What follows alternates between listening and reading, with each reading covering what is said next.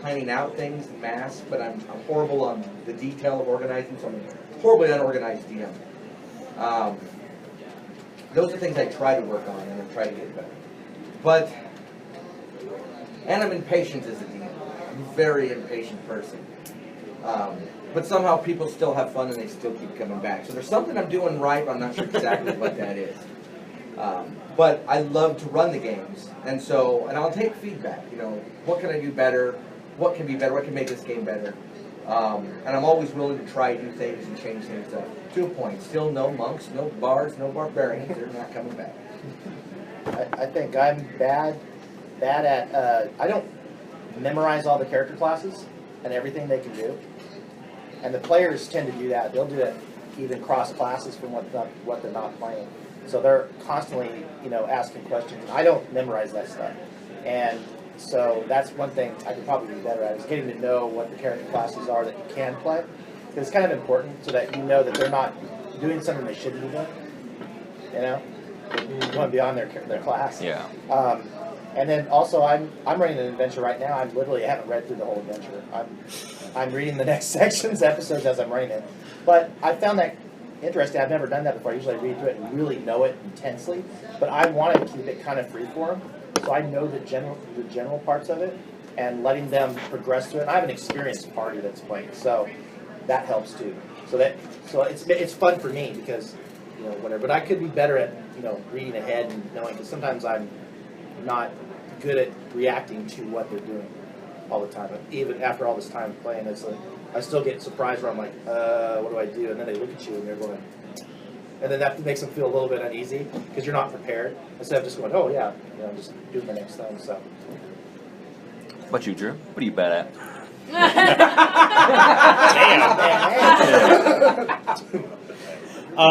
I'm a very social person, so at times I can even detract from my own game when I just sit and I'll chit chat with my players. Like a fight will just be over, and I'll have to go like, that was really cool. Did you see when you did that? Well, I mean, I saw when I rolled my own die. I saw all of this. Why didn't you see this? I can get distracted by talking to my own players, but also within the game, if I tend to try and not tell my players no all the time. So I mean, if they go to a shop and they're like, "Do you have," like Alex was saying earlier, "Do you have mithril plating?"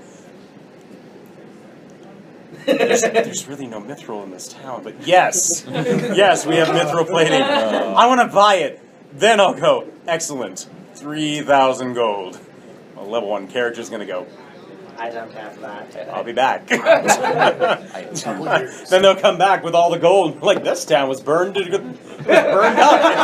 Sorry, your mithril plate is gone. But it was there. So sometimes telling people no, I'm a very big people pleaser, but there is the limits to where you can say no to your characters. As I always like to say, I mean, you are God, but you're not an unjust one. So you don't always want to give them what they want, because it might detract from the game. It may even ruin the game, because if they're somehow going to be getting some upper level item at a time in which they're not supposed to be getting it, and they're thinking it's the coolest thing in the world, that if they open up this box and it lets out a fire elemental. It's called the Monty Hall campaign. That's what they used to call him. Yeah. They know who Monty Hall is. That's amazing. A little bit. Yeah. Yeah. You want to make them happy, but you don't want to let them ruin the game for themselves just because they're really anxious and eager. Don't give the teenager the credit card. Yeah. There you go. Yeah. Platinum. Yeah. I mean, Everyone's all happy at the beginning. Yeah. I played in a game where the DM. They gave out magic items like candy. And I mean, there was no. I didn't want to say a name. It's recorded. She'll laugh about it. Fine. When she hears I played a game with my good friend Dolores, and she gave out magic items like candy. There was no rhyme or reason. We didn't necessarily earn them. But Here you go. Here you go. You find this on the street. Why? Why do I find like a headband of intellect sitting in the gutter? This doesn't make any sense. I mean, I showed up like 15 minutes late to a game one night, and I walk in and they're like, "Awesome, Drew, you're drinking from this fountain." Whoa, no! No! Why would I drink from the fountain? We all drank from the fountain. I don't want to drink from the fountain. You're drinking from the fountain. Fine, I drink from the fountain. What happens? You go up 2 levels. No! I did not earn this. Why am I going up 2 levels? So, I mean, again, you can have fantastic ideas, but it's more so to the fact of, kind of like the Lord of the Rings film. Why do they just fly in the eagles and drop the ring into the mountain? Because it's all about the story. You can have great ideas, and you may be really gung-ho for them to get there and go, awesome, you go up 2 levels, so now you guys can take on this thing. No, it's that story. It's the challenges that you. Love you, but half the fun is actually getting there, and it's not just having it happen. It's not the destination; like it's the journey. Yeah. Yeah, I've done the opposite. I've cut a lot of the gear and the MacGuffins and the gadgets and the stuff out of my games. It's really there's not many objects to find or use. It's basically what you've got. You may find a couple trinkets here and there, some exceptionally made items, maybe a magic trinket once in a while, but that's it. Not a lot to go with. And but conversely, there'll be an odd object in a place, and if the party finds it, second level party finding an item designed for 15th level party. I'm not gonna say no. You guys somehow came across it. I put it in the next place, and I didn't plan you to go there. And you went there early, and you got it. It's yours. Yeah. But again, that's about the only thing you're going to find for the next 8 weeks game, or 3 months game, 10, whatever. Because I don't throw little MacGuffins out there for the party to find. Not everything's walking around with you. Even treasure monsters don't carry treasure. They're not going to the bank. So it's really hard to find goodies. So when they find it, I let them have it, whatever it is. I'm very much devil may care attitude. Whatever happens, happens. I kind of like to take my hands off it once I build it. Yeah. Any other questions? Steve? I just like to point out that if you, let's say you're a low-level character, you came across just a bitch and magic item that was obviously a bitch and magic item, it wouldn't necessarily be a good thing. Oh yeah. Oh yeah. Yeah, well, yeah. Because everybody and their brother would want it. Yeah. It'd be like walking down the street in Bakersfield in the middle of I mean, case in point for that right now, with my kids who are right now, they were level 1, they just leveled up to level 2. Slowly but surely, I'm actually having them find 1 card at a time for the deck of many things.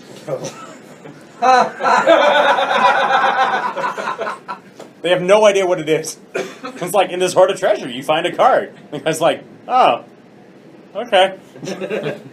No idea what it is. It's not even going to be available to be used until all the deck is complete. You'll have But to edit that out of your podcast. Yeah. they're not going to listen. Forgot we were recording actually. I didn't know But that. yeah, no, a high level item can be detrimental. It can also be pretty awesome. But again, like Brian was saying earlier, the consequences are going to fall to them. And I mean, if they want to try and fiddle around with a wand that they just found, and they clearly don't know, they can't read, Elvish, when it says like don't activate, maybe hazardous to user. We one time at a party, it was a high-level game, 2nd edition Dungeons and Dragons, and we're in the Undermountain, and one of the party members got an item that gave him a wish. So he wished for a ring of something, I forget what it was. And then it came on the finger of a monster. And about killed us. We survived. And he's like, I got the ring, great. And he goes, well, I want to activate it. You look around, you don't know the command word. Well, I look to see if it's inscribed somewhere on the ring. It's not. And immediately one of the other party members, do not wish for the command word. Another monster's going to appear holding a piece of paper. The demon in a suit with glasses. You want to say this. But it'll cost you your soul. Alex, do you have a question? I just started running a game. The one problem I've run into is they've built their characters very, very well. Mm-hmm. and Power game. they're doing it all by the book. They've read the characters. They've done the background. Like, okay, this goes well with that. That goes well with this, and it's perfectly in line with the rules. But they know how to play That's it. min-maxing. That's Yeah. next. Minimum cost, maximum benefit. So Much natural. how because as you probably know, which one of the players, we got to a end of campaign boss and it was over. Yeah. So how do you What? Every GM's going to have their own way of dealing with that. Sometimes that can be judgmental. If you're trying to engineer your campaign to combat on an equal footing or greater footing than the party, multiple problems can ensue, especially if one party member is not as good as min-maxing as someone else, and you try to make sure encounters X strong enough to handle party member Y, party member C is going to die. Or if you want to make it so party member C can survive, party member Y is going to kill monster X like that. I stay away from that in that case. I just throw monsters as they are, and that's why I don't try to balance anything for the party. Things are just where they are, and I'll set them up. Again, then there's other things other than combat to challenge party members. And that's typically when min-maxing comes in, it's always for combat. Right. Very rarely do you have the min-max charismatic guy. Though it does happen. Yeah. Andy was a player in one of my games. It was an evil campaign. They were working for an evil organization. He was the leader of the group. He was a priest of Bane. Well-developed character. He wasn't a combat junkie. He wasn't a monster like people would normally expect. But he was very, very good at inciting fear with magical effects. With a DC save that was unheard of in any game I'd ever played in 3rd edition. And all he had to do was tell the player, leave me! Oh, I roll a save, it's 25, not good enough. It's 35 DC. It was amazing. And nothing could withstand his character's ability to tell them that. But he wasn't a complete min-max character. Because no matter what people min-max to, there's always something they can't, be immune to. So when you do challenging encounters in games, think of the whole aspect. Think of puzzles. Think of traps. Perilous situations. Can you escape a volcano with a high attack skill? Not going to help you much. That doesn't mean intentionally put the characters in really crappy situations because you're really mean. It just means create situations that involve more than one way out. You got to think your way out. You've got to plan your way out. Maybe it's, it has to do with like the tricks where you've got a boat that can only have 2 people in it, but you got to get 6 people across the river. How do you do it in so many trips? Think outside the box when it comes to puzzles and problems that the party have to solve. I've also found, I could add a little bit Yeah. to that. Sometimes min-maxing gets boring for the player. And that's usually the best way to solve it is, if this guy, if the fights keep going, if he keeps winning the fights with 2 swings of the sword, he's going to figure out pretty quick that's not all that much fun. And like that example Brian used, that character was unbeatable in that one aspect, so I made sure to use it twice only. And that builds up the legend of the character. But I'm not throwing fear spells around, But if I ever have to, they know. So, and even as a player, if you have, they'll figure out eventually that it's not always fun to use what you're really good at, or it's not too fun to make it too powerful. Yeah. And then what I also do is when I have those players that do min-max, like you said, they won't have fun. And after X number of encounters, the party's going to get, I wouldn't quite say bored, but they're going to get cocky. Mm-hmm. And there's always going to be that one encounter that humbles them. I had the group I was running for was almost completely min-max. They were taking out trolls left and right. So they hear about this cursed island with a dragon down beneath. And of course they've been killing trolls left and right. They decide, let's take it on. Let's go there. Complete total party wipe. And from that day on, they were just completely humbled. So I believe your party is eventually going to seek out a more challenging adversary. If they're knocking down like orcs left and right, they're going to seek it out, and that's going to be a great chance for you to again just humble them. You can also do it for a combat situations that are completely different than what people are used to. I've changed, with my home rules. Ethereal undead in my game are truly something that's not like it's ever been before in any D&D. You can't hit them. They're not physical, and they're not going to be succumbed to any physical type of beating. I don't care what magic their weapon is. So the way I've re-engineered them is that they'll take any type of holy, divine, radiant damage. That's about the only physically way you could destroy them. And I've thrown in completely different. They're susceptible to iron and salt. I've watched a lot of the Supernatural TV show. I love the influence. And I've made a wraith that the party had to fight. The only way to kill it was to salt its bones and catch it on fire. They had to find its body and do a ritual. All the while, this thing was hunting them down. They couldn't kill it. But it made a fun adventure where they'd go back to town. They came back with torches and bags of salt, and they're running around with salt and fire. They left their swords because they were useless. Fire and brimstone. So, completely changed the way some things are handled. Another way to do it. But I let a way for it to be solved, and then I let them make religion checks, and some of them made it, so they did know, well, shoot, I've heard of this. We're going to need salt and fire, guys. So I didn't make them, haha, you don't know how to kill my monster. You do. Now you got to figure out how to make it work.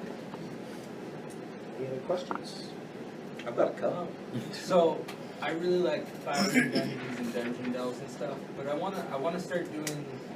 I don't know. I guess I've been reading a lot of the old modules, like Island of Dread, where it's like a map and you get to explore it and everything's all preset. But I don't have any idea how to begin and how to move between the, I guess, hexes on the map. Like how long do you? I mean, I've read it's like, oh well, it can take forever. And I've read through my DM's guide and I'm still just like. And then the other thing, like when you have a ranger who just senses like, oh, I know beasts are around. How do you get encounters to sneak up on them?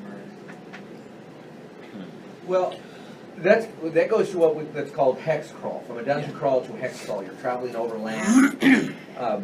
Get familiar with the rules traveling. There's how many miles can you travel a day based upon your speed, based upon the type of land you're at. The encumbrance comes into play. How burdened is the party with gear? Do some encumbrance. Let's figure it out and see what your move actually is. Now let's look at these overland travel rules, which almost every game kind of has. And if not, there's another game that would. You could overuse them.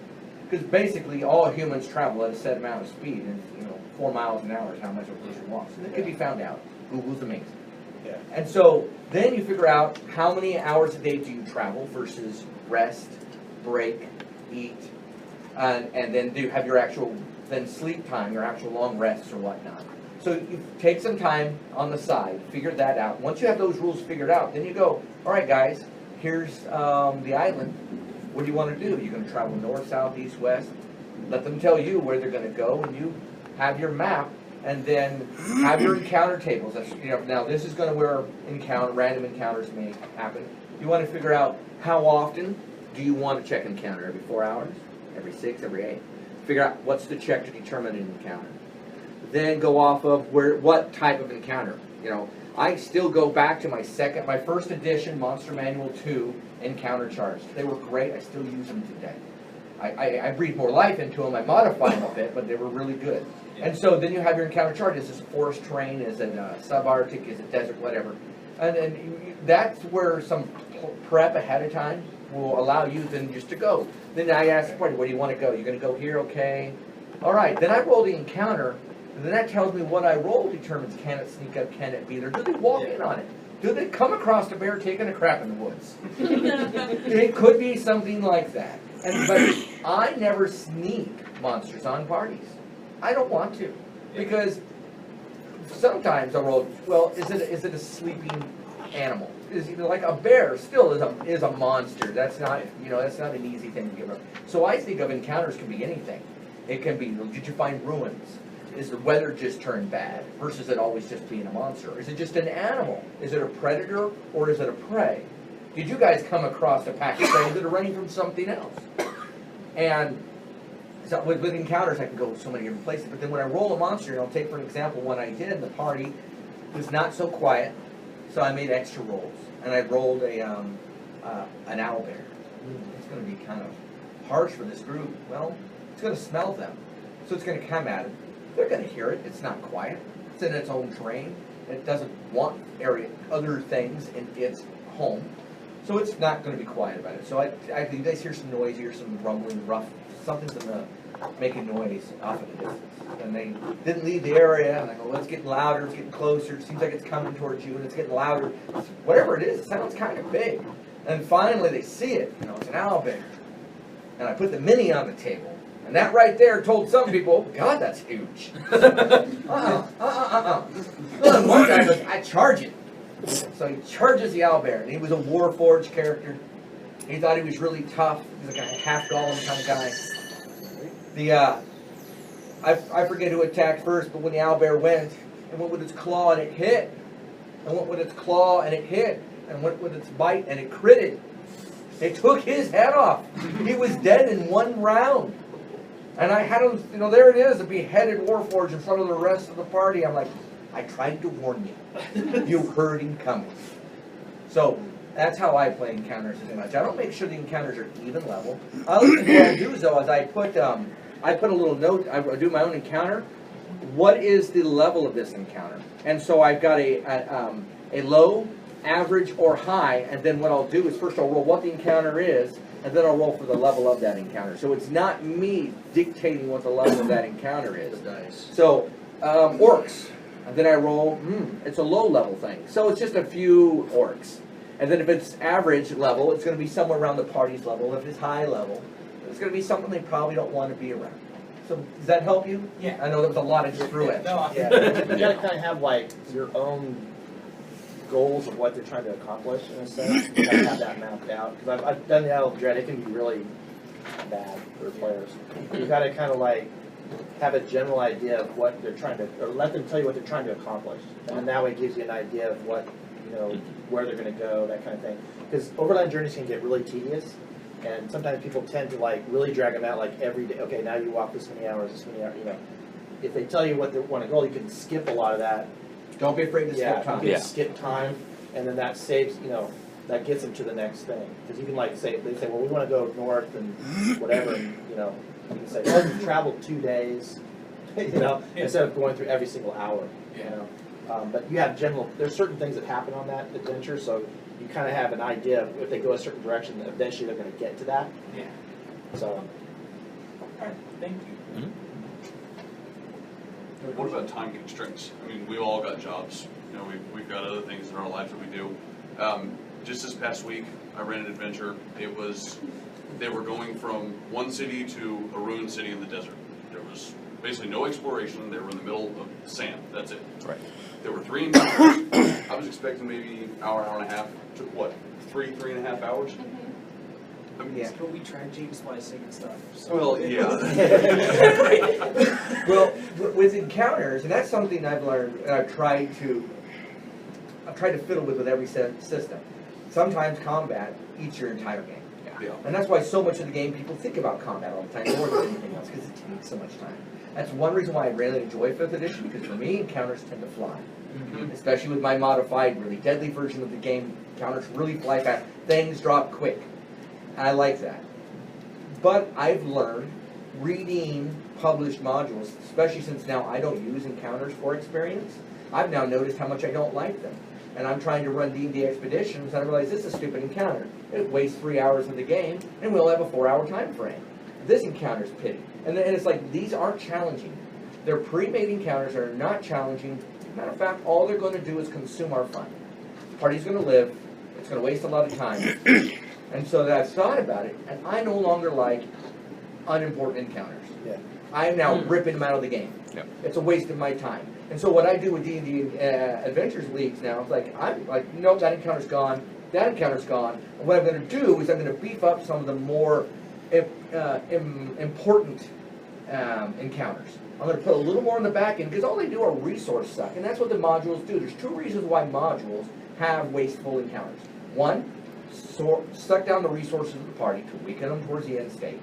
2, to give you XP to level up for the next thing. They're really meta things, and I don't like meta. So you get rid of these pointless encounters, and you don't worry about the party not getting that XP. Throw the XP at the big encounter at the end, and maybe add 2 more guys to the big guy. So now what you've done is you've stopped wasting time from things that don't matter, put the time into something that does matter, and you've made it more epic, more fun.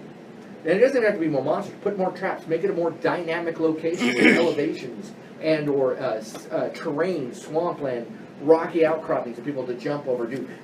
Put your time and effort into making that more fun, or not even into combat.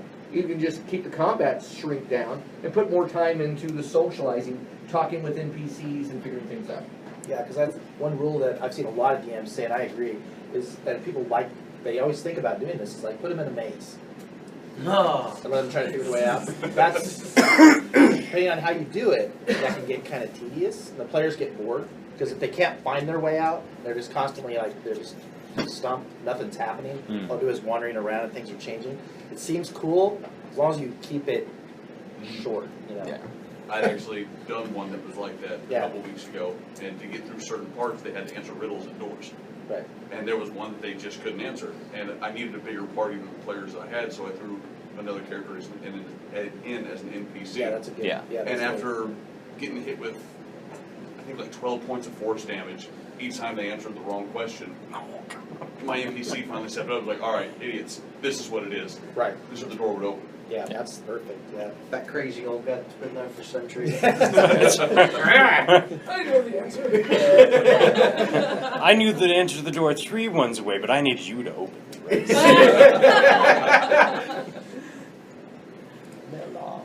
About the maze thing. Back when Gamble Roll, before the issue first came out, I was playing a game.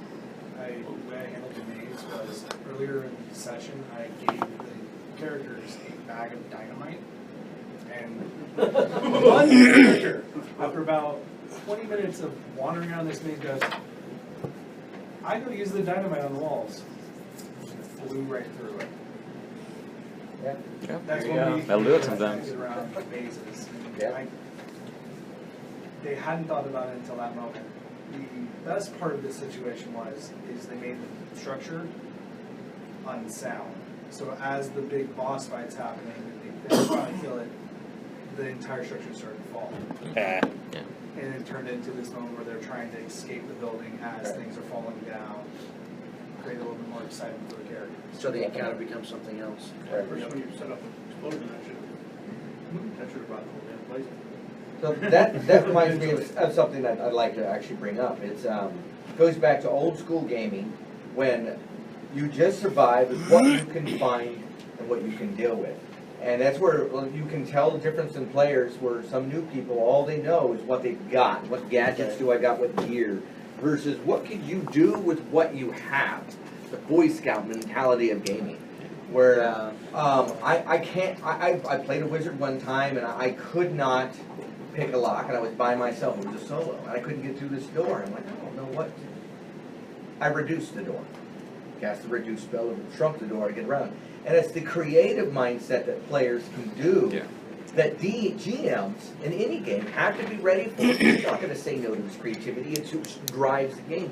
You have to be prepared for players to find the 5th door in every room that only has 4 doors. Because they will. And they will do it every room. It's like a magical power that players possess to find the one way that you did not prepare for in the 6 hours you prepared for this little encounter. It happens every time. And all your notes, everything is going to happen. It's going to be awesome. Oh, well, never mind that. And that happened to me 2 weeks ago. The party was in a big dungeon, and they were going one direct route, and they were getting to the heart of it, which was going to be a really fun fight, and it was a really dynamic area. He said, I'm going to go all out. And so I got all my Dwarven Forge caverns, and I created the underground water passageway, and I created the multi-tiered areas that they had to go over, and dungeons that went underneath dungeons. I took styrofoam and I cut it out, and I made archways that overspanned other ways. It was three-dimensional, 4 levels deep, and it was amazing. I'm like, this is going to be epic. So what the party decided to do was take the Wizard's Familiar and go in. And the druid shape changes another rat. The 2 rats go in. And they're both scouting at first. I'm like, they'll scout and they'll see the area. And they see the half-orc and his little room that he's got set up. And He's just gone to bed at the time it was. and I described the room, not thinking anything, I just tell him everything. There's tables, and there's his bookcase, and there's stuff, and there's weapon racks and armor racks, and then there's one table with maps and with papers, and they go to look at the papers. And I said, well, it's maps. It's looks like journal ledgers opened up, and there's stuff scrawled down, and they're maps. We need a map to the certain hills. Maybe it's on that table. We need to get those maps. What are we going to do? We're going to go in and get them? No, let's just do it with the two of us. So the familiar stands watch. The druid gets close to the table, turns into the druid very quietly, grabs all the papers, and sneaks out. Is about to get out. And I'm thinking, this is not going to end well. They're going to die. The party's only 6th level. It's a 10th level assassin that's lightly sleeping next to them, and a whole army of guards in another room over, and their hallway out's trapped. The druid's used her last shape change. She's going to walk out. Well, the rats couldn't set off the traps, but in human form they will. So I'm thinking, well, let's see what goes. So she gets the stuff. She wakes him up. He starts to chase him. Has a little battle. The familiar tries to just distract him a bit. It's not working. So she gets at the hallway. She summons her 2 dire wolves, which summoning spells in 5th edition is mighty. Let me tell you.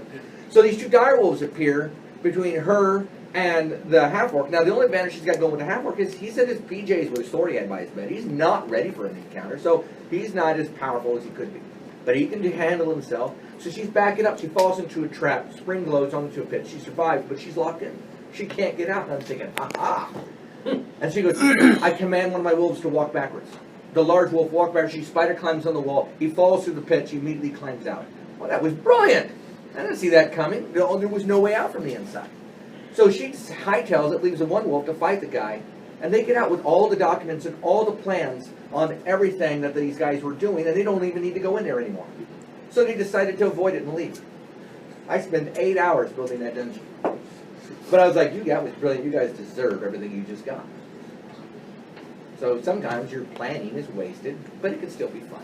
Reminds me of a story my dad, when he was playing his childhood friend, they were in an orc fortress.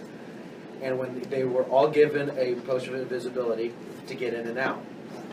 None of them used the potion of invisibility until the end. The courtyard was empty when they went in, but when they got there, they'd all just come back from a raid. So they're eating, having a jolly time, and everyone's like, oh shit. So my dad's like, wait a minute, everyone stop. We still have our potion of invisibility. How smart are ogres? Everyone's like, we'll just knock on the door. So they all take their potion, and the ogre just slightly opens the hello. Dad's like, really, Dave? So they do this for 5 minutes. Dave's like, you guys are going to have this epic battle. And so all 4 of them just, for like 5 minutes, and finally the ogre just, what? And all of them just